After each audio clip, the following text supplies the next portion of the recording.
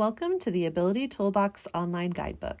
In this video, we will take you through the different features of the online guidebook so that you can have a more efficient and enjoyable experience. To get to the online guidebook, simply type guidebook.ifopa.org into your browser and you'll be directed to the home page. If you are a user whose native language is one other than English, go to the Google Translate button here in the upper right-hand corner and use the drop-down menu to choose your language. The web pages and menus will be converted automatically, but there is one exception. The search bar will not accept languages other than English. For example, if I speak Spanish and search for zapatos, which is the Spanish word for shoes, the guidebook search bar will not recognize the Spanish word. However, if I type the word shoes in English, the guidebook will be able to find all posts that contain the word shoes. Aside from this search bar exception, all other features in the online guidebook are capable of translation. Now let's go back to the home page and select our language back to English for the remainder of this video. At the top of the home page, you will find the options for logging into an account. You do not need an account to browse the online guidebook, but if you already have created an account in the IFOPA's patient directory, then you can use your same login here for the Ability Toolbox Online Guidebook. These two sites allow you to use the same login so that you don't have to remember another password. The benefit of logging into your account while browsing is the Favorites feature, which I will show you in just a few moments once we start browsing for tools. To search for tools from the home page, there are categories of different activities of daily living, or ADLs. We have bathing and showering, bed mobility and positioning, dressing and clothing, eating and cooking, everyday useful tools, hobbies and recreation, home modifications, preventative health, school and childhood, toileting, wheelchairs, lifts, and mobility devices, and work environment. If you wanted to find hair washing tools, you could click on Shower and Bathing to see the options. Once inside the Shower and Bathing category, you will see images of all of the different tool options.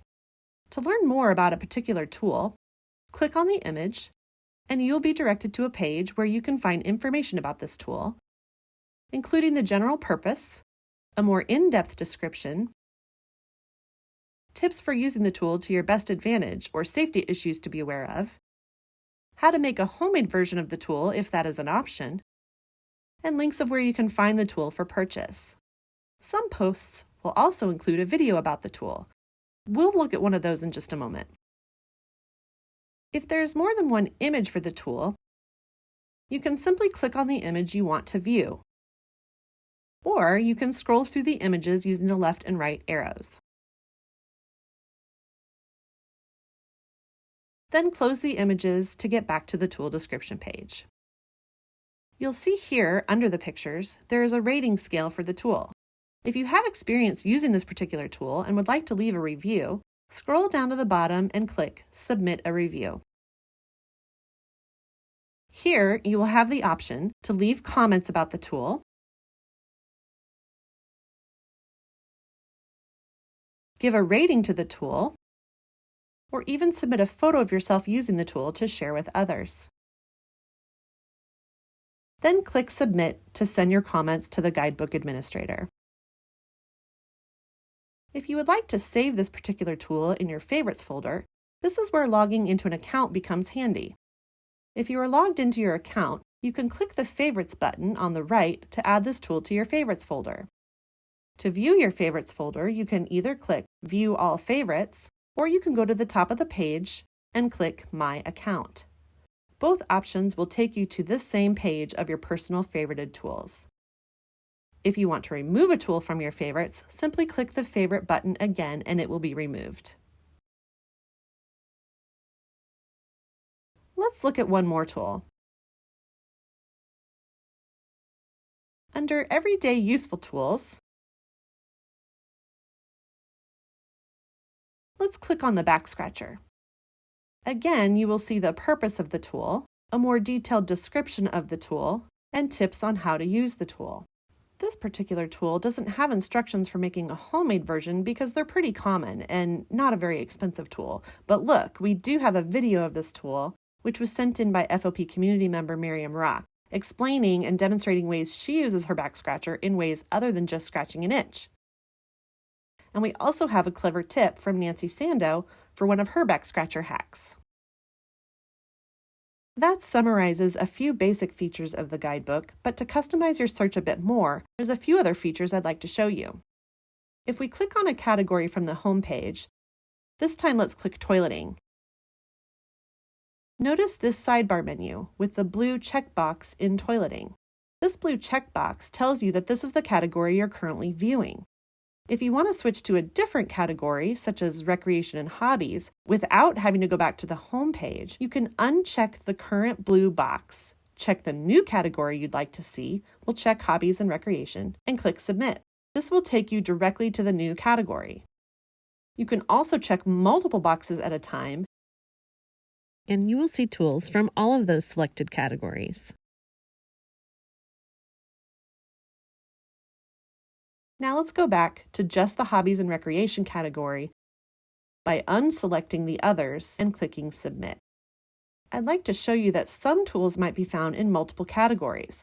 For example, this Wheelmate app shows that it's listed in 3 different categories: hobbies and recreation, toileting, and wheelchairs, lifts, and mobility aids. That seems a bit odd, so let's take a closer look.